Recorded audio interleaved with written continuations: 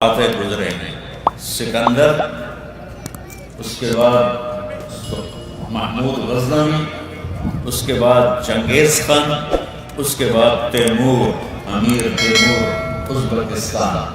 ان 4 بندوں جیسی فتوحات کسی نے نہیں کی۔ تو سکندر کی عمر تھی اس وقت 31 سال 10 مہینے 8 دن، 32 سال پورے نہیں ہوئے، اور ہمارے ملک کو قتل و غارت اور خون کے دریا میں بہا۔ میرا ضلع ملتان ہے، ملتان میں وہ زخمی ہوا اور وہ تیر لگا، نکالنے لگے تو نکلا نہیں، ٹوٹ گیا۔ وہی زخم اس کی موت کا آگے سبب بنا۔ تو اس نے ملتان کے کتے بلے بھی مروا دیے کہ کسی زندہ کو مت چھوڑو۔